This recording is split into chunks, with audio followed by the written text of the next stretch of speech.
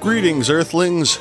Welcome to the Classic English Literature Podcast, beaming to you out of the third stone from the sun and the outer spiral arm of the Milky Way galaxy. On today's transmission, we're going to boldly go where few classic literature podcasts have gone before. We're going to look at the dawn of English science fiction. Now, since this is a podcast about the language and literature of English, I need to address the elephant in the room for my more persnickety grammarians.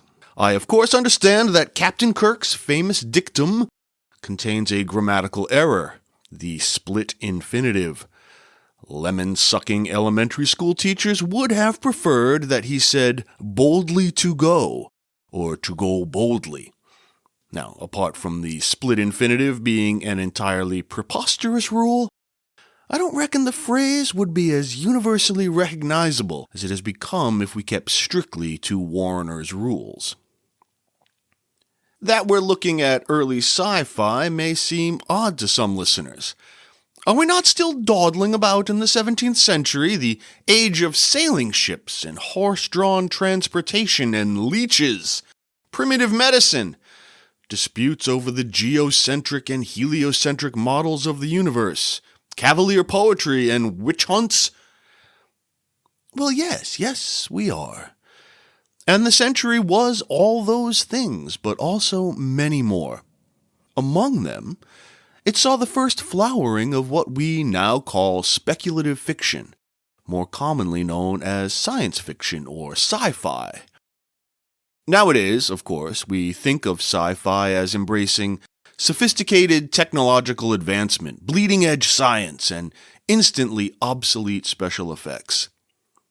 When we think of the origins of sci-fi today, our minds may go to 19th century French writer Jules Verne, whose novels 20,000 Leagues Under the Sea and Journey to the Center of the Earth predicted some real-life technologies. A good candidate for the first sci-fi movie is 1902's A Trip to the Moon, directed by Georges Méliès, which tells the story of a group of astronomers who travel to the moon in a rocket ship. Now, the more Anglophilic may support H.G. Wells at the turn of the last century with his War of the Worlds and The Time Machine. Now, hipster geeks among you are smirking at such basic examples.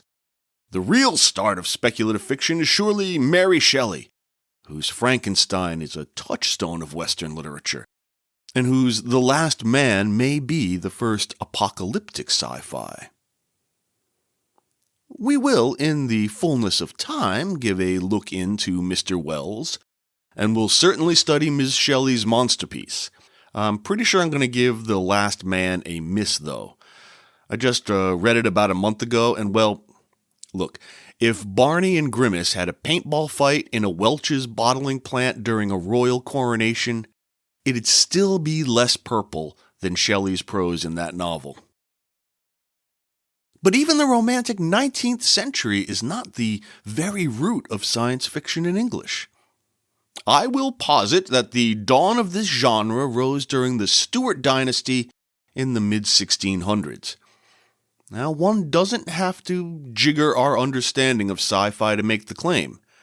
We're still dealing with speculative fiction that exploits up-to-the-minute science and technology. We just have to rid ourselves of the notion that only the 20th and 21st centuries had up-to-the-minute science and tech. The intellectual climate of the European 17th century is often called the scientific revolution. Now, I guarantee that there are historians who bridle at my use of this term, just as historians like to bridle at any convenient heuristic like the Renaissance or the Classical period or whatever. Yes, they are broad terms that in no way account for the infinity of contradictions and cross-currents that the generalizing narrative makes. But, They're convenient for conversations whose provenance is not actually those cross currents. So we'll say the scientific revolution, and when I recall its many accomplishments to your memory, I think you'll agree that it's a perfectly suitable time for speculative fiction.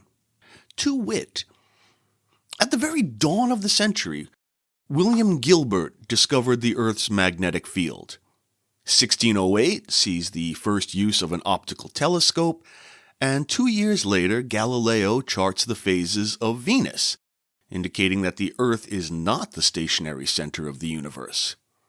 In between, Kepler proposes the first 2 laws of planetary motion, Napier uses logarithms for calculation, Harvey discovers the circulation of the blood, and Boyle makes a gassy law. Robert Hooke discovers the cell, Newton defines the spectrum of light, and describes gravitation as a fundamental force.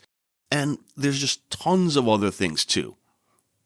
So, I'm going to make a claim that, while not extraordinary, is somewhat contentious. So far as one can identify the origins of any artistic or intellectual movement, I'm throwing my hat in the ring for Bishop Francis Godwin's The Man in the Moon, or A Discourse of a Voyage Thither by Domingo Gonzalez, as ground zero for English sci-fi. The good Bishop of Llandaff and Hereford was, by the by, the great-uncle of Anglo-Irish writer Jonathan Swift, who will feature prominently in future episodes. Godwin shuffled off his mortal coil in 1633, and The Man in the Moon was published posthumously in 1638. Conjectures on the date of composition have varied, but most now reckon he wrote it in the late 1620s. It's a strange and whimsical little work, with a lot of what we'd now maybe call postmodern artifice that may strike the reader as somewhat anachronistic at first.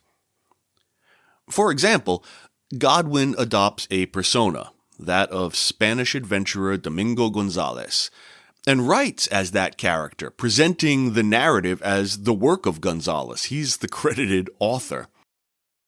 Later published editions begin by setting historical contexts, identifying the island of St. Helena, where Gonzalez essentially begins his history, noting its importance as a way station for English ships traveling around the Cape of Good Hope for India, and as the site of Captain Monday's victory over the Dutch.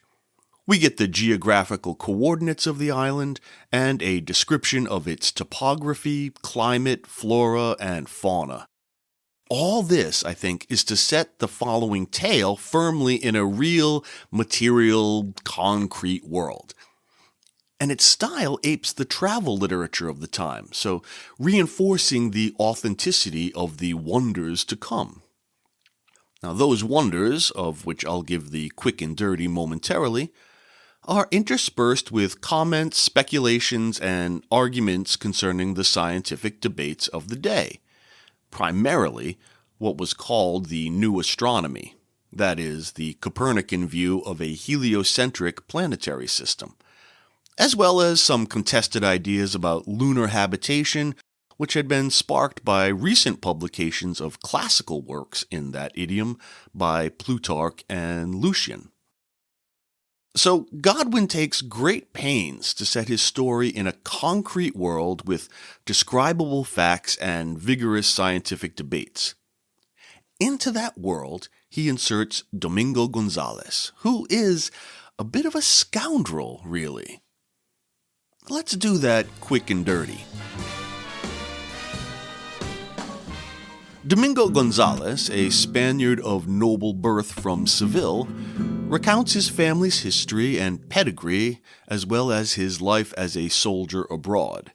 He manages to accrue a respectable fortune from his exploits, but returning to his home country, at length a quarrel arising between me and Pedro Delgades grew so high that when no meditation of friends could prevail, we two went alone with our swords into the field, where it was my chance to kill him. Gonzalez flees Spain, leaving his wife and children behind, and after some more daring exploits, he takes ill on a return voyage and is marooned by the crew on the island of St. Helena, where he develops an interest in an unusual species of bird called ganzas. Quote, huge flocks of a kind of wild swans, having one claw like an eagle, the other like a swan, being strong and able to continue a great flight. So Gonzalez devises a flying machine harnessed to these birds, which can lift him into the air. Quite a resourceful fella. Now, obviously, he decides to return to Spain using his ganzas. But turns out it's their migratory season, and they migrate, wait for it, to the moon. Yeah, Gonzalez is unexpectedly carried far beyond the Earth's atmosphere. After a 12-day journey, he lands on the moon, where he discovers an advanced utopian society of tall, peaceful, and wise lunar inhabitants, living harmoniously, possessing superior knowledge and a deep understanding of nature and the cosmos. Gonzalez observes their customs, which contrast with the corruption and strife of European societies. However, due to differences in language and culture, Gonzalez cannot remain indefinitely. Eventually, he returns to Earth, crash landing in China, where he is captured and interrogated. And the short novel ends with his fate uncertain, as his extraordinary tale is met with skepticism. So, there you have it, the first sci-fi story in English. As I indicated above, there are those who dispute this designation. Some critics argue that it is firmly in the tradition of utopian literature, others that it seems more like a romance, and still others that it is part of the picaresque tradition. Now, picaresque is an episodic narrative style, with a charming but often roguish hero. Fine. Those critics can stake their claims, carving up the literary territory ever finer in order to defend their specialization. But look, if you handed this book to any undergrad and said, what kind of story is this? The kid's gonna say sci-fi. And when deciding questions like this, I find the general reader is pretty trustworthy. Because in addition to space-traveling geese, cosmic demons who steal your lunch, and supersized lunar civilization, it seems firmly in the sci-fi wheelhouse. Godwin, or Gonzalez, also treats us to some rather accurate scientific speculations. For instance, Gonzalez verifies that gravity decreases as one moves away from the Earth. Quote, neither I nor the engine moved at all, but continued still as having no manner of weight.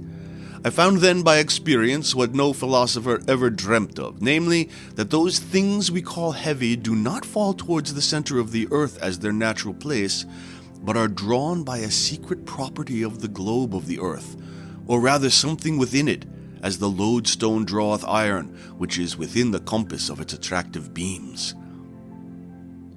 Gonzalez then also notes the increase of speed, and then verifies, by experience again, the Copernican model. Quote, I observed three things very remarkable. One, that the farther we went, the less the globe of the earth appeared to us, and that of the moon still larger. Again, the earth, which I had ever in mine eyes, seemed to mask itself with a kind of brightness like another moon. And as we discerned certain spots or clouds, as it were, in the moon, so did I then see the like in the earth. But whereas the form of these spots in the moon are always the same, these on the earth seemed by degrees to change every hour. The reason whereof seems to be that whereas the earth, according to his natural motion, for such a motion I am now satisfied, he hath, according to the opinion of Copernicus, turns round upon her own axis every 24 hours from west to east. And it's here that Gonzalez begins a very Baconian dispute with some imagined interlocutors. Quote, how much this disagrees with what our philosophers teach us in the schools is evident. But alas, how many of their errors hath time and experience in this our age, and among other vain conjectures, who hath not hitherto believed the upper region of the air to be very hot, as being next, forsooth, to the natural place of the element of fire. Mere vanities, fancies, and dreams. For after I was once free from the attractive beams of that tyrannous lodestone the earth, I found the air altogether serene, without winds, rain, mists, or clouds, neither hot nor cold, but constantly pleasant, calm, and comfortable, till my arrival in that new world of the moon. As for that region of fire our philosophers talk of, I heard no news of it, mine eyes having sufficiently informed me that there is no such thing. So, we've got some lovely fiction and some groovy science. To that, Gonzalez does indeed add a good deal of utopian romance, and we get a sense that toward the end of that excerpt, in which he notes the serenity of the environment once he has escaped the tyrannical Earth, he describes the lunar people as very tall, twice the average human height, and all dressed alike. Quote, "Their shape and countenance pleasant, and their habit hardly to be described, for I never saw either cloth, silk, nor other stuff like that whereof their clothes were made." They hold learning in great esteem, have a complex history and mythology, seem to be Christians, and they live for thousands of years. All material wants are supplied by the superiors in exchange for easy and pleasurable labor. They are monogamous, with no sexual jealousy. Murder is unheard of. Indeed, it's impossible, because their medicine can cure any wound, even, quote, "though a man's head be indeed cut off, yet if within 3 moons it be joined to the carcass again, and the juice of a certain herb there growing applied, it will be so consolidated as the wounded party shall be perfectly cured." The people have a pleasant disposition, and they loathe all vice. Any children who show any disposition away from, quote, "love, peace, and amity," are quickly gotten rid of, and in a very clever way. Quote, "Though it is true likewise that some are of a better disposition than others, which they discern immediately at their birth, and because it is an inviolable law amongst them that none shall be put to death, therefore perceiving by their statue or some other signs who are like to be of a wicked and debauched humor, they send them, I know not by what means, into the earth, and change them for other children before they have either opportunity or ability to do amiss among them." So they transport their jerks to Earth. That explains a lot, doesn't it? But even in this paradise, Gonzalez longs for his children and his wife, so he saddles up the gooses and flies back home, using a magic stone from the lunar chief to ease the landing. But he puts down in China, where he is apprehended and taken to their leader. The interesting things about this little China interlude at the end is that it seems Gonzalez sees China as perhaps the closest Earth civilization to that of the Lunars.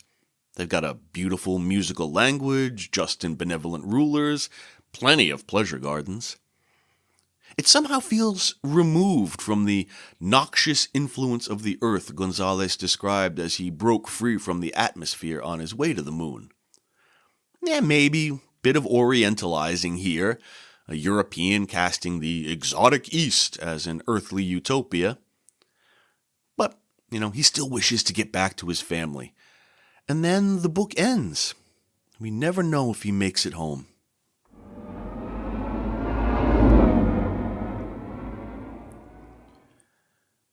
The utopian fantasy sketched by Godwin in The Man in the Moon, tracing, as it does, back to Sir Thomas More's eponymous Utopia, which we discussed in episode 34, so swing by that one if you haven't heard it. That fantasy plays a central role in the other great proto-science fiction story of the 17th century. A description of a new world called the Blazing World. It's published in 1666 by the Duchess of Newcastle, Margaret Cavendish. After some prefatory material, including an opening sonnet and a letter to the reader suggesting they also consult her non-fiction work, Observations upon Experimental Philosophy, The text is presented in three major sections: the romancical, the philosophical, and the fantastical. From her earliest writing, Cavendish evinced a deep interest in natural philosophy, what we now call science, and in particular, chemistry. Of note, she was one of the first women to attend a Royal Society meeting. Probably a bit awkward with all those quarreling bigwigs. Nonetheless, she persisted, arguing that female intelligence was of a different, though no less sophisticated order, that it was capable of a fantastical quality uncharacteristic of hairy men. For this, she earned the disapprobation of famous diarist Samuel Pepys, who we shall meet in an episode anon, but she got the praise of philosopher Thomas Hobbes, who too shall grace us with his presence in an upcoming show. In The Blazing World, we can see evidence of a social philosophy that would have pleased the author of Leviathan. So let's do another quick and dirty. The romancical section begins with a young woman who has spurned her lover, gathering seashells on the beach, a la Newton. She's kidnapped by a merchant and a group of traders. The gods, in grave disapproval, whip up a storm that blows their ship toward the North Pole, where, after everyone else freezing to death, she discovers a gateway to another world, the Blazing World. Now, this passage is never really described. Unlike Godwin, Cavendish expends little effort to situate her story in a familiar, tangible world. In a remarkable turnabout of fortune, the inhabitants of the Blazing World proclaim the young woman empress, commanding an array of creatures and nations, including humanoids, talking animals, and rather technologically advanced beings, each representing a different mode of intellectual or physical existence. Bearmen hybrids become her experimental scientists, lice men her mathematicians, and birdmen her astronomers. The philosophical section presents her reign in this utopian world, focused on the progress of wisdom, exploration, and scientific experimentation. The final fantastical section looks at the growing friendship between the Empress and her new scribe. Now, who is this scribe? Well, let me tell you. At one point, Empress imposes a new religion on the populace and seeks to produce her own mystical text, supposedly similar to the Jewish Kabbalah. Interesting thing about that, though, is that when she consults the spirits in a sort of seance, they suggest that the best way to get her ideas out is to employ a scribe. And after she dismisses such candidates as Galileo, Descartes, Hobbes, and more as fine, ingenious writers, but yet so self-conceited that they would scorn to be scribes to a woman, quote, they heartily suggest Margaret Cavendish, Duchess of Newcastle.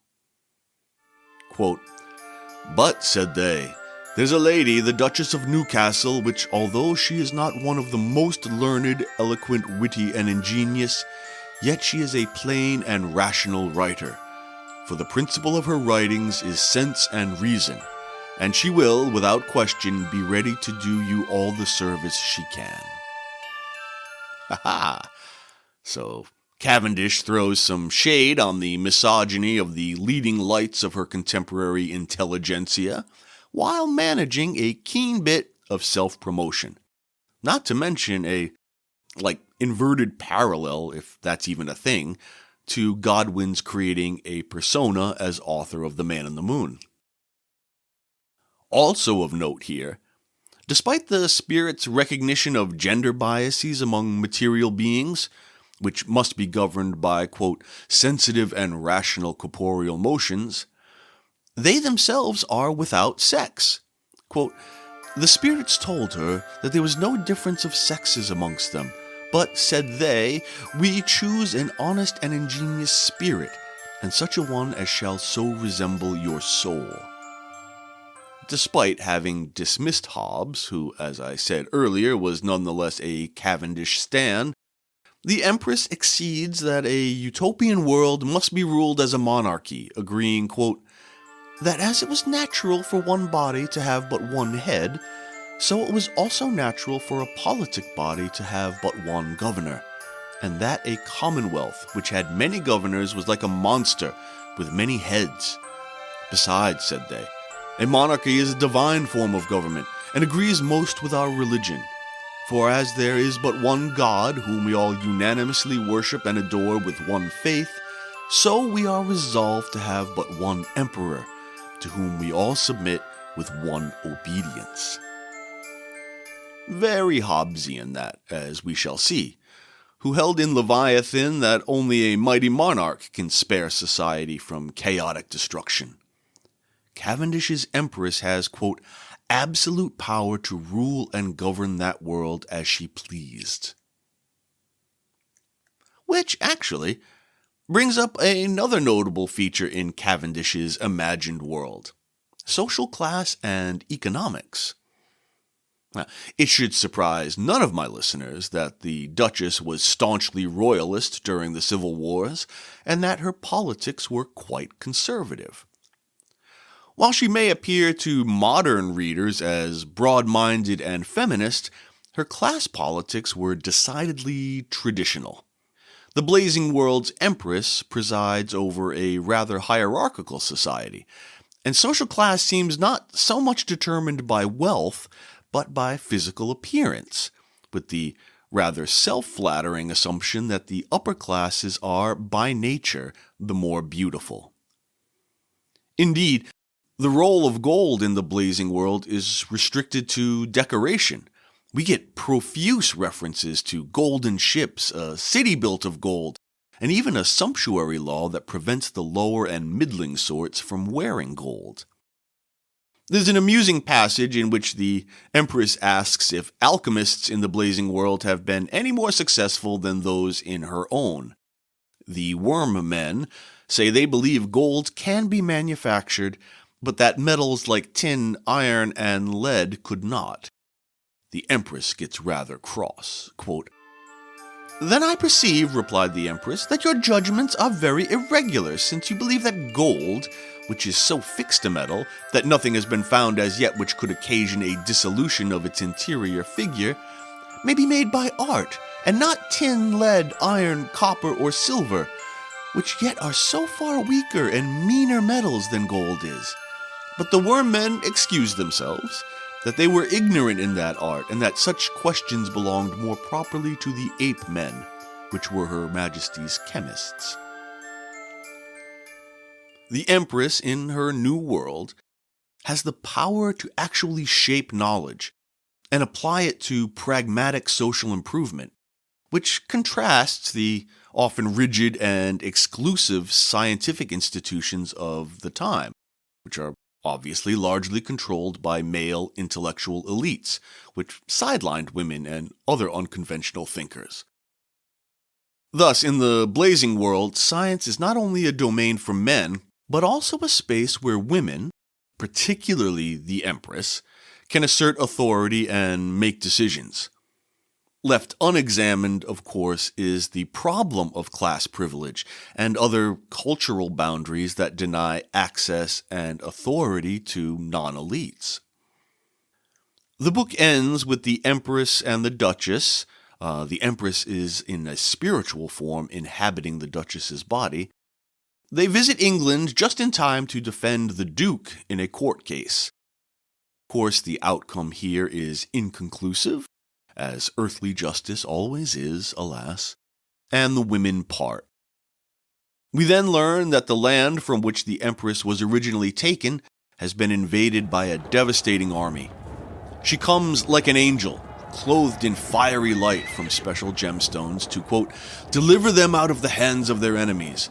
Neither would she return into the Blazing World until she had forced all the rest of the world to submit to that same nation. Wow, a little bit fascist, maybe. In the end, the women separate, the Empress returns to the Blazing World to restore it to balance, and she rescinds her religious innovations. There follows an epilogue to the reader, in which Cavendish speaks in her own voice, though still referring to herself in a very self-aggrandizing third person, and she justifies the preceding fancy. Quote, "By this poetical description you may perceive that my ambition is not only to be empress, but authoress of a whole world, which creation was more easily and suddenly effected than the conquests of the two famous monarchs of the world, Alexander and Caesar. But I, esteeming peace before war, wit before policy, honesty before beauty, instead of the figures of Alexander, Caesar, Hector, Achilles, Nestor, Ulysses, Helen, etc., chose rather the figure of honest Margaret Newcastle." I really like the distinction here between being a mere ruler, like the Empress and, I suppose, Alexander and Caesar, and being an authoress, which seems much more like a creator god, doesn't it? And how sci-fi is that, right? The actual creation of new worlds, new realities, new ways to imagine liberty, new ways to wield power. We've seen that tension in Cavendish's work, her chafing at hidebound sexism, but blithely accepting class hierarchies. I think a lot of sci-fi, even modern stuff, wrestles with those tensions. Stories intended to celebrate difference and advocate tolerance, like the Star Trek series, they also operate on colonial schema.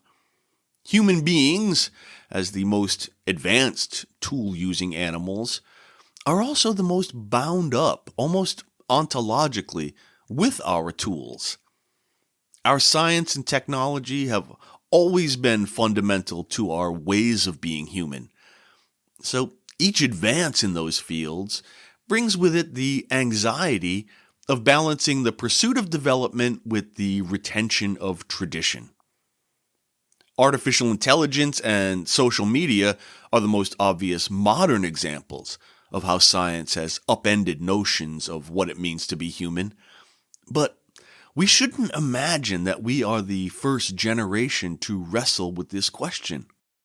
The telescope and the Copernican system, displacing as they did the Christian God's creation as central to the cosmos, must have blindsided the early modern mind. Who are we then, if not the center and pinnacle of creation? It's little wonder that science fiction should arise at a time of such anxiety. So, there you go. The earliest sci-fi in the language. Hope you enjoyed our journey to other worlds. Feel free to reach out with comments and questions. Please tell your friends about the show, and if you've got a moment, please leave a 5-star review. I'd really, really appreciate it.